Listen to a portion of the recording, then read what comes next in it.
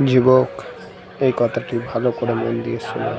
কবি শুধু শুধু বলেন নাই, এসেছিলে তুমি, কেঁদেছিলে তুমি, হেসেছিল ভুবন, এমন জীবন করিবে গঠন, হাসিবে তুমি, কাঁদিবে ভুবন। চলে যেতে হবে, কে কখন যাব এটাও জানি না। এমন না যুবক ভাবে যে আমি বুড়া হয়ে মরব, না না না না, আসার সিরিয়াল আছে, যাওয়ার কোনো সিরিয়াল নাই। ফেরেশতারা এই জন্যই আল্লাহকে বলছিলেন, এত সংখ্যা কেন বানাইছেন, দুনিয়াতে জায়গা নেবেন। আল্লাহ বলছে জাআলতু লাহুমুল মাউত, আসবে যাবে, জায়গার অভাব হবে না। আজকে দুনিয়াতে জায়গার অভাব নাই। মানুষ 750 কোটি হইলে হবে কি, দুনিয়াতে জায়গার অভাব নাই। যান দুনিয়া ঘুরতে থাকেন, জায়গার অভাব নাই, জায়গার অভাব হবে না দুনিয়াতে। কে কখন যাব জানি না, নারী কখন যাবে সেও জানে না। সত্য এটাই, চির সত্য এটাই, 1 মিনিটের নাই ভরসা, এটাই সত্য। 1 মিনিটের ভরসা কারো নাই। না যুবক বলতে পারবে, না বৃদ্ধ বলতে পারবে, না নারী না পুরুষ, না ধনী না গরিব, না শাসক না শাসিত, না ক্ষমতাবান না দুর্বল, কেউ বলতে পারবে না 1 মিনিটের ভরসা। এটাই বাংলাদেশে মানুষ আল্লাহ প্রমাণ করছেন। যে লেখছে সে গাইছে, তার উপরে সত্যায়িত হয়েছে। ফিরোজ শাহী লেখছে, সে গাইছে, এই গানের কানের ভিতরে আল্লাহ তাকে উঠে আনিছে। সেই গান গাইতে গাইতে মারা গেছে। জান উঠে দেখেন নেটের ভিতরে, সত্য এটাই। চলে যেতে হবে, প্রস্তুতি নিবে, গড়বে তো কানে এই ধ্বনি আসবে, যেটা আমি শুনাইলাম। কবরের কাছে লাশ গেল, এই ধ্বনি আসবে। কবরের ভিতরও ধ্বনি আসবে, নামকা নাউমাতিল আরুস, নতুন দুলার মতো ঘুমায় থাক, কিয়ামতের দিন সকালে তোকে উঠাবো। আর এটাই সত্য, কিয়ামতের দিন সকালে ফেরেশতা উঠাবে, তো ওলি আল্লাহ বইলা উঠাবে, কুমিয়া ওলি আল্লাহ, আল্লাহর ওলি উঠো, উঠবে। চোখ ডলতে ডলতে উঠবে, চোখ ডলতে ডলতে উঠবে, আর জিজ্ঞাসা করবে কাঁচা ঘুমের থেকে কেন উঠাইলা? বলবে কিয়ামত হয়ে গেছে। কোথায় যাব? বলে তাহতা আরশির রহমান, আল্লাহর আরশের নিচে যাবে। ফুতুরুকুম ইয়াবরুদ, তাড়াতাড়ি চলো, নাস্তা ঠান্ডা হইতেছে। যাবে আমনা সামনা, বসবে, নাস্তা খাবে, জান্নাতের মাছের কলিজার কাবাব আর জান্নাতের রুটি খাবে। আর আমল নামা উঠতে উঠতে ডাইন হাতে চলে আসবে, আর চিৎকার দিবে ওয়া আম্মা মান উতিয়া কিতাবাহু বিয়ামিনি। তখন চিৎকার দিবে খুশিতে, হা উমুকুরা উ কিতাবিয়া। একজন আরেকজনকে আমল নামা দেখাবে, দেখ আমি কত নম্বরে পাশ করলাম, দেখ আমাকে কোন জান্নাত দিল, সব ডিটেলস লেখা থাকবে। ফেরেশতা এসে বলবে গাদা উকুম ফিল জান্নাহ, দুপুরের খানা জান্নাতে খাইতে হবে, জলদি করো। ওইখান থেকে উঠবে, নূরুহুম ইয়াসআ বাইনা আইদিহিম ওয়া বিআইমানিহিম। সমস্ত ওই দিন বুঝে আসবে উজু করার মজা। আজকে তো বুঝে আসে না, আজকে তো বসে বসে টেলিভিশন দেওয়া বুঝে আসে। আজকে তো বইলা বেড়াই আমি তো ব্যস্ত, দোকানে আসি, দেখেন না? আল্লাহ বিবেক বুদ্ধি দেয় নাই আপনাদেরকে? তাবলিগালারা যে হাতে ধরে পায়ে ধরে, ওলামায়ে কেরাম জুমার দিন সব জায়গায় হাতে পায়ে ধরে বুঝায়, আর আপনি জবাব দেন দেখেন না দোকানে, দেখেন না ডিউটি করি। এক একজনে এক এক রকমের পাপ নিয়া ভঙ্গি নিয়া বলে, দেখেন না আকল বুদ্ধি কিছু নাই, চলে আসছেন অফিসে। কেননা চলে যেতে হবে। গরিব গরিব দাড়ি, গরিব গুরবতের ভিতরে, দারিদ্রতার ভিতরে, যুবক যৌবনের ভিতরে ভাবা উচিত।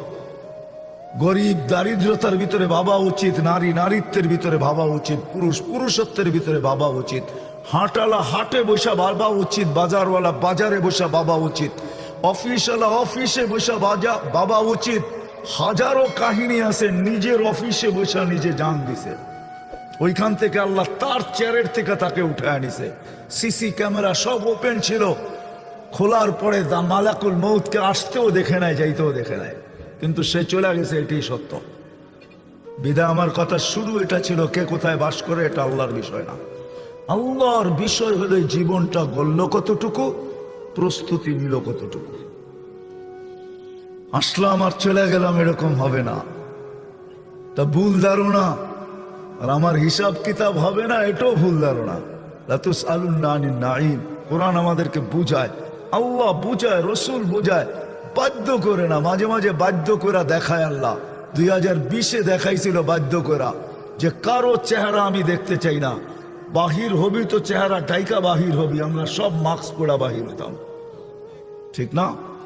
আল্লাহ বাধ্য করছিলেন, অফিসে যাবি, যেইখানে যাবি, তোর চেহারা দেখতে চাই না, ঢাকবি তারপরে যাবি। আল্লাহ বাধ্য করছিলেন 2020 করুণা দিয়া।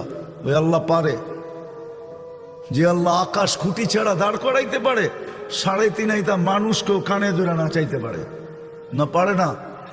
হ্যাঁ, কি আপনাকে ওইখান দিয়ে মনে হয় খুঁটি লাগায় রাখছে আকাশে? হ্যাঁ, কোথায় আছে খুঁটি আকাশে? তারা উনাহু বেগাইরি আমাদ, কোথাও খুঁটি নাই। যে আল্লাহ আকাশকে দাঁড় করাইতে পারে খুঁটি ছাড়া, দুনিয়ার থেকে 13 লক্ষ গুণ বড় সূর্যকে ভাসমান চালাইতে পারে আকাশের ভিতরে, ওই আল্লাহ সবকিছু পারে। শতবার বাংলাদেশে ভূমিকম্প আসছে, কোনো বিপর্যয় আজ পর্যন্ত ঘটে না। আমার বিশ্বাস কিছু পরিবেশ যদি আমরা ধরে রাখতে পারি, তাহলে কোনোদিন বাংলাদেশে বিপর্যয় ঘটবে না। আমি জানি না কেন আমার শিক্ষিত লোকগুলা, সুশীল সমাজ যারা বলে, তারা কেন এটা নিয়ে ভাবে না। এই গত কয়েকদিন আগেও বাংলাদেশে ভূমিকম্প আসছে, বাংলাদেশে 6.7, ঠিক না?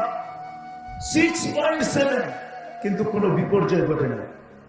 কিন্তু তারই কয়েকদিন পরে পাকিস্তানে ভূমিকম্প আসছে 6.1, সারা এলাকাকে কাঁপায় থুয়ে গেছে, পুরো এলাকা মাটির সাথে মিশে রেখে গেছে।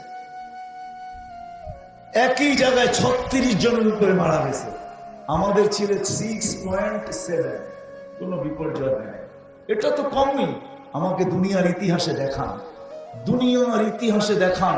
যুবকদেরকে বলবো, তোমরা নেটে সার্চ দিয়ে আমাকে দেখাও যে 7.8 ভূমিকম্প আসছে আর বিপর্যয় ঘটে নাই, এরকম দুনিয়ার কোন দেশ তোমরা আমাকে দেখাও।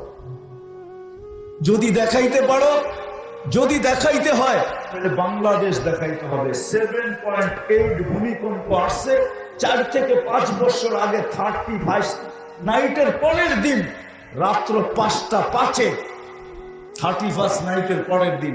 আমার এখনো মনে আছে, 5টা 5-এ আসছে, 5টা 5-এ।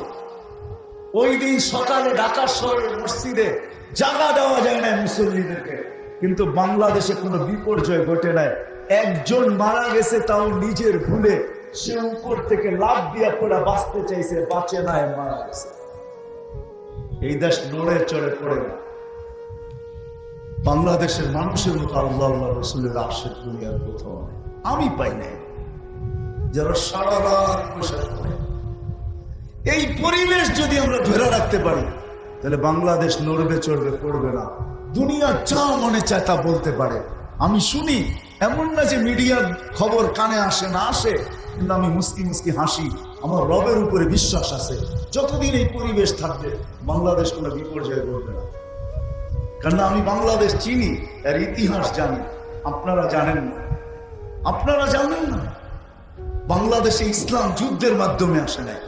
বাংলাদেশের ইসলামের বয়স কম না, মদিনার সমসাময়িক বাংলাদেশের ইসলামের বয়স। আল্লাহ রসুল হিজরত করেন না, তখন বাংলাদেশে ইসলাম চলে আসছে।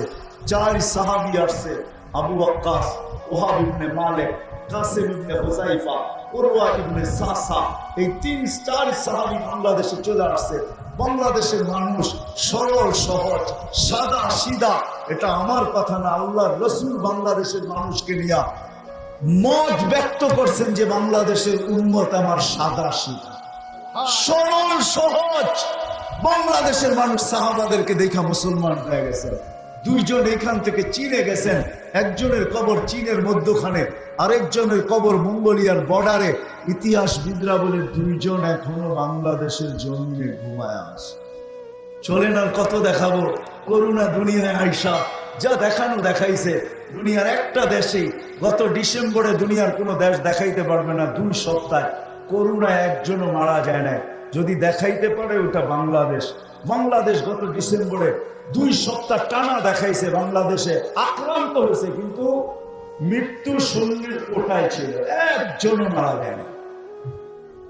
সারা দুনিয়া করোনা আসার সময় বাংলাদেশে বলছে এত লোক মারা যাবে, দাফন করার জায়গাও পাওয়া যাবে না, লোকও পাওয়া যাবে না। কোনো বিপর্যয় ঘটে নাই। ঘটছে নাকি? হ্যাঁ ঘটছে। আপনারা তো মাস্কই পড়েন নাই, পড়ছেন নাকি? হ্যাঁ, ঢাকা শহরের কিছু মানুষ পড়ছে যারা কি বলে এটাকে সচেতন, আপনারা তো পড়েন নাই, আপনাদের কাছেও যুক্তি ছিল যে টেলিভিশনে তো করোনা এত বড় বড় দেখায়, ঠিক না? কত বড় বড় নাকের ছিদ্র তো এত বড় না, এটা নাকের দিয়ে যাবে তো যাবে কি করে? বিদায় খামাখা পয়সা খরচ করে কি লাভ? এটা তো নাক দিয়ে যাওয়ার সুযোগ রাখে না, কেন এত বড় বড় তো কাটা কাটা দেখায়। এটা যখন এইখানে আসবে তো নাকে তো বাজবেই, যখন নাকে বাজবে তখন এটার সাথে লড়া নিব, খামাখা মাস্ক পরে কি দরকার, ঠিক না? এই পরিবেশকে আমাদের ধরে রাখতে হবে, তাইলে কোনো বিপর্যয় ঘটবে না, ইনশাআল্লাহ ঘটবে না। সারা দুনিয়া যতই আঙ্গুল উঠাক আর যতই চর্চা করো, বাংলাদেশে বিপর্যয় ঘটবে না, এটা আমার বিশ্বাস। কি পরিবেশ ধরে রাখবেন তো? হ্যাঁ, পাক্কা? হ্যাঁ, ওয়াদা? তাহলে এখন দেখা যাবে, যদিও প্রথমেই বলছিলাম পাহাড় বিহীন পাহাড়পুর, ঠিক না? এটাও একটা প্রতিষ্ঠান, এটাকেও আপনাদের ধরে রাখতে হবে। প্রতি বছর হাফেজ হবে, এখান থেকে আলেম হবে। আপনারা ঘুমের ঘরে থাকেন, যে যাই বলুক না কেন আমার কথাই মাইনা নেন, এটাই সত্য। রাত্রে 4টার সময় উঠাই বাচ্চাগুলো যখন কোরআন পড়তে থাকে, তখন এই পাহাড় পুরে যে কি রহমত নাজেল হয়, কি নাজেল হয় এখানে, কি রহমত আসে, কি বরকত আসে, এটাকে আপনাকে কোনো মেশিন দিয়ে বোঝানো যাবে না। হয়তো এটা আপনাকে মেনে নিতে হবে যে আধ্যাত্মিক বলতেও আমাদের ডিকশনারিতে একটা শব্দ আছে, ওটা আধ্যাত্মিক জিনিস। আপনি চোখে দেখবেন না কি বরকত নামতেছে, কি রহমত নামতেছে। এরকম একটা দুইটা হেফজোখানা না, বাংলাদেশে পড়ায় নতুন এক তথ্য শুনলাম, ছোট বড় বলে 45,000-এর উপরে হেফজোখানা। এটা যখন টিকা থাকবে তখন এখানে রহমত আসবে, বরকত আসবে, রোগ ব্যাধির থেকে দূরে থাকবো। আধ্যাত্মিক বলেও একটা কথা আছে, আমাদের দেশের মানুষ মানুক আর না মানুক, দুনিয়ার সব মানুষ মানে যে আধ্যাত্মিক বলতে একটা শব্দ আছে। সব ভাষায়, সব ভাষার ডিকশনারিতে এই শব্দটা আছে, বিদায় সবাই এটাকে মানে। যদি না মানতো তাহলে আপনি আমাকে চোখে আঙ্গুল দিয়ে এখন দেখানোর সুযোগ না। এই জন্য আমরা এই প্রতিষ্ঠানকে টিকায় রাখার জন্য আমি আপনাদের কাছে দরখাস্ত করব, যে যতটুকু পারেন, যে যতটুকু পারেন সহযোগিতার হাত যদি বাড়ান, তাহলে এই প্রতিষ্ঠানটা আরো সুন্দর হবে, আরো ফুলবে, আরো ফলবে, দেখতে